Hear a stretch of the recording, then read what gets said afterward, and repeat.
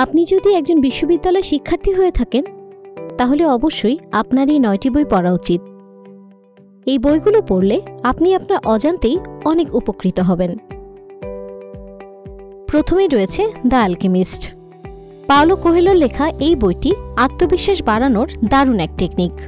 বিশ্ববিদ্যালয় জীবনে আমাদের অনেকেরই হতাশা, ডিপ্রেশন, নানান নেতিবাচক ধারণা কাজ করে থাকে।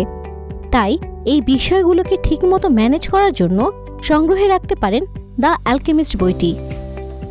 পরবর্তী বইটির নাম হচ্ছে বাঙালি মুসলমানের মন। আহমদ ছফার লেখা এই বইটি বাঙালি ফিলোসফিক্যাল চিন্তা, ক্রিটিসিজম ও তার উত্তরণের উপায় নিয়ে রচিত হয়েছে। একটা জিনিস সূক্ষ্মভাবে দেখা যায়, ছফা এই বইয়ে সমস্যা আলোচনা করার পাশাপাশি আলোচনা করেছেন সমাধান নিয়েও। পরবর্তী বইটির নাম হচ্ছে রিচ ড্যাড পুর ড্যাড। রবার্ট টি কিওসাকির লেখা এই বইটি আসলে ধনী আর গরিবের মানসিক পার্থক্য নিয়ে লেখা হয়েছে। সেই সাথে লেখক শিখিয়েছেন কিভাবে নিজের মানসিকতা বদল করে ধনী হওয়া যায়।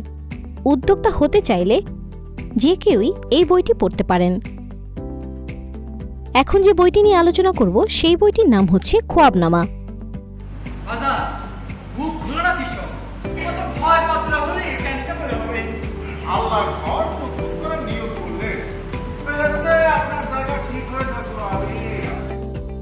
পূর্ব বাংলার আঞ্চলিক ভাষাতে কিভাবে চমৎকার উপন্যাস লেখা যায় তার সার্থক উদাহরণ সৃষ্টি করেছেন আখতারুজ্জামান ইলিয়াস তার দীর্ঘ কলেবরের উপন্যাস খোয়াবনামার মাধ্যমে।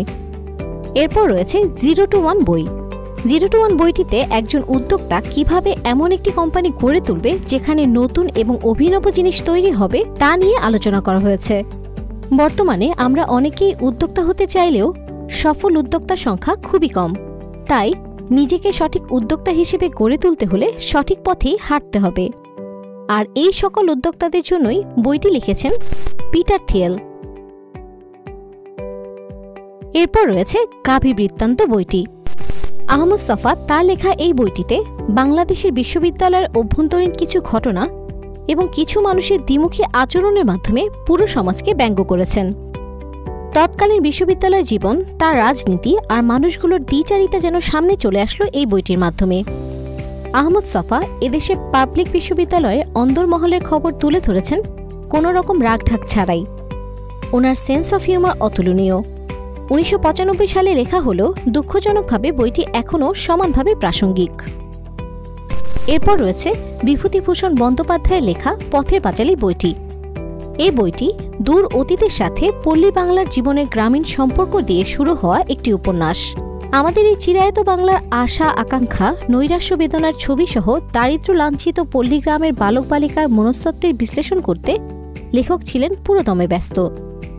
গৃহস্থালী, পল্লীপথ, বনবাদার, মাঠঘাট, আগাছা পরগাছা, পূজা পার্বণ প্রভৃতির ছবির সাথে ধীরে ধীরে করুণ রস নিষিক্ত করে কাহিনীর পরতে পরতে ঔপন্যাসিক সংযোজন করেছেন মানবজাতির আদি এক অনুভূতি। এখন যে বইটির কথা বলবো সেই বইটি হচ্ছে আদর্শ হিন্দু হোটেল। এই বইটিও বিভূতিভূষণ বন্দ্যোপাধ্যায়ের একটি অনবদ্য সৃষ্টি। আদর্শ হিন্দু হোটেল একটি সামাজিক উপন্যাস হওয়া সত্ত্বেও জীবনের কঠিন সত্যকে সহজ ও সাবলীলভাবে তুলে ধরেছে। সর্বশেষ যে বইটির কথা বলবো সেটি হল অ্যাড্রোডের লেখা the miracle morning. Early to bed and early to rise makes a man healthy, wealthy and wise. এই ইংরেজি প্রবাদটি আমাদের সবারই জানা। এটি শুধুমাত্র একটি প্রচলিত বাক্যই নয়, বিভিন্ন গবেষণায়ও সকালে ঘুম থেকে ওঠার সুফল প্রমাণিত হয়েছে। এই বইটিতে লেখক সকালে ঘুম থেকে ওঠার পর লাইফ সেভার্স নামে 6টি অভ্যাসের কথা তুলে ধরেছেন, যা জীবনযাপনের এক নতুন পদ্ধতি, নতুন অভ্যাস গঠনের মাধ্যমে আপনার জীবনকে নতুন আঙ্গিকে গড়ে তুলতে পারে। সকালের এই কার্যক্রম ও তা থেকে সৃষ্ট প্রভাবকে তিনি নাম দিয়েছেন দ্য মিরাকল মর্নিং। বিশ্ববিদ্যালয় জীবনে আমরা অনেকেই ঘুমজনিত সমস্যা ফেস করে থাকি, আর তাই ঘুমের সমস্যা সমাধানে তাদের জন্য এই বইটি হতে পারে গেম চেঞ্জার। আশা করি আজকের ভিডিওটি আপনার বেশ কাজে আসবে। তাই পরবর্তীতে এমন আরও ভিডিও পেতে চ্যানেলটি সাবস্ক্রাইব করুন এবং শেয়ার করুন আপনার বন্ধুদের সাথে।